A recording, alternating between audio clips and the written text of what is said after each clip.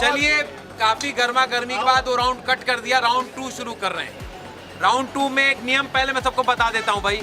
आप सब छात्र हैं, अच्छे खासे कानपुर विश्वविद्यालय के छात्र हैं और छात्र छात्राएं हैं, तो आप सब लोग एक एक करके बात करें तभी बात हो पाएगी, वरना बात अधूरी हो जाती है और टूट जाती है।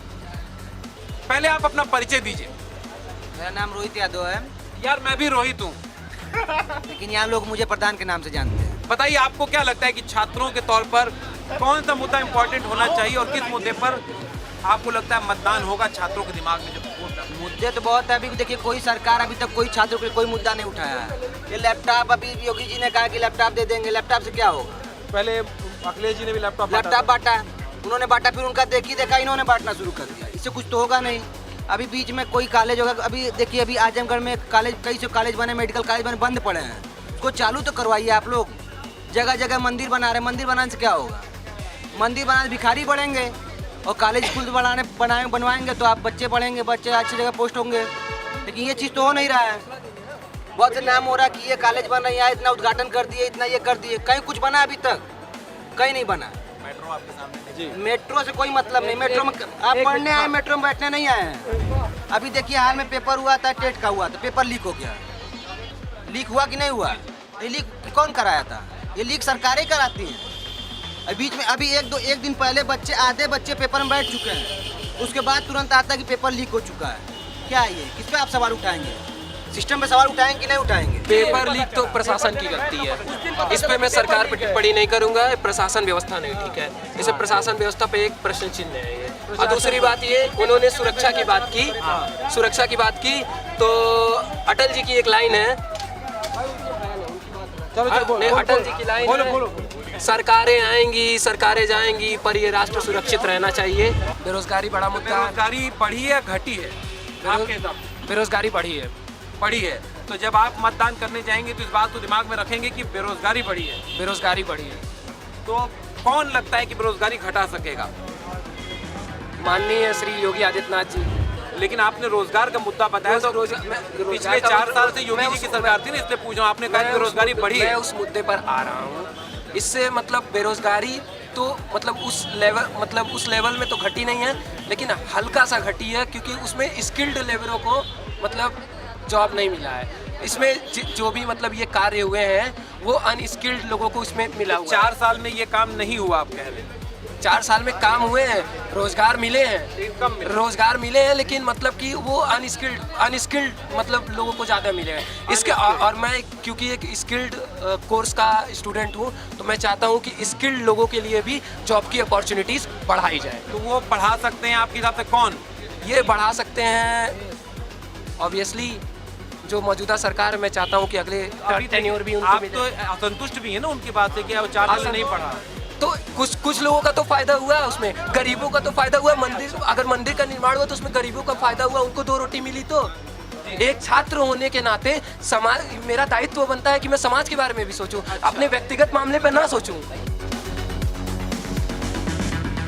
तो फिर ये कह रहे हैं कि भी नौकरी तो मिल रही है स्किल्ड को? किसको मिली है? कितने स्किल घूम रहे? अभी मैं आपको दिखाया कितने स्किल चाय सुट्टा बार क्यों खोल रहे हैं, कितने स्किल समोसे की दुकान क्यों खोल रहे हैं, फिंगर लगा रहे हैं। अगर नौकरी मिल रही होती है तो मोदी जी क्यों बनेगा पकौड़ा? ये 59,000 शिक्षक भर्ती हमें क्यों नहीं की गई है? 59,000 जो शिक्षक हैं, जो काबिल हैं, पेपर जिन्होंने निकाल लिया है, वो क्यों घूम रहे हैं? बेरोजगारी सबसे बड़ा मुद्दा है आज की डेट में। आज की डेट में इंजीनियरिंग करा हुआ बच्चा या फिर कुछ भी कोर्स करके बच्चा को अगर निकल रहा है तो उसको संविदा पे नौकरी मिल रही है।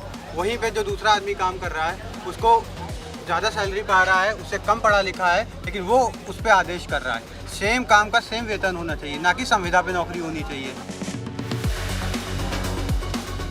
तो मेरा तो यही रहेगा कि फर्स्ट ऑफ ऑल मैं तो नोटा का प्रयोग करूंगा।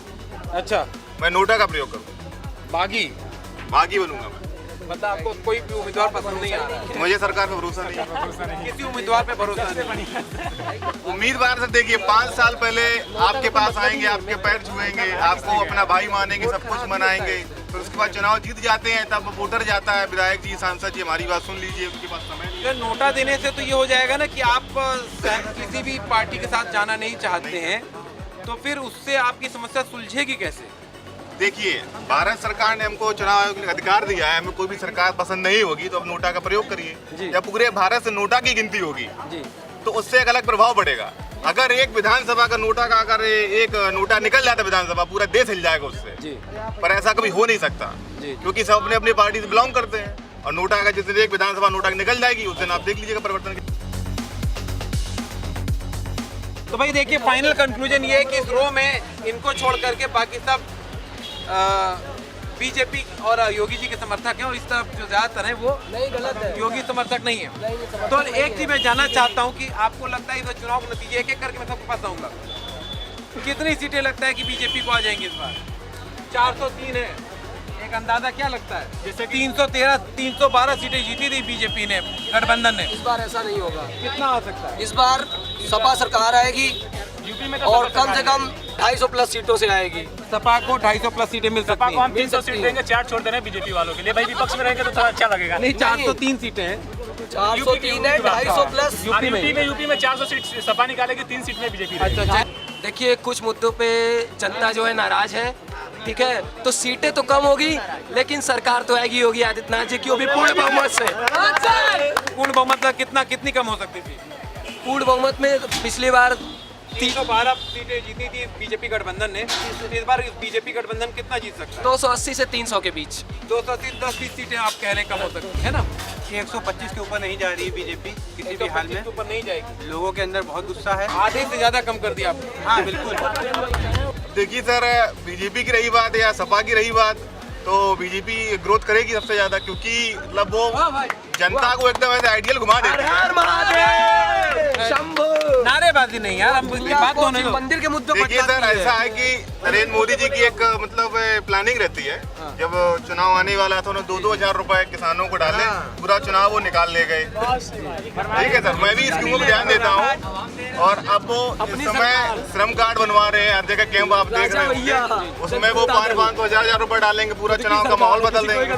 तो उनकी प्लानिंग फ्रिक्वेंसी बहुत अलग रहती है कि उसको पकड़ना ना मुश्किल, बहुत ज्यादा मतलब। चलिए, इतना साफ हो गया कि कम से कम बड़ा छात्रों के मन में क्या चल रहा है आपको समझ में आ गया होगा, क्या छात्र पक्ष में और विपक्ष में किस तरीके से सोच रहे हैं। और बड़ा जरूरी है कि राजनीति को देश के छात्रों के अंदर उदासीनता तो नहीं है राजनीति को लेकर के, क्योंकि देश का फैसला करते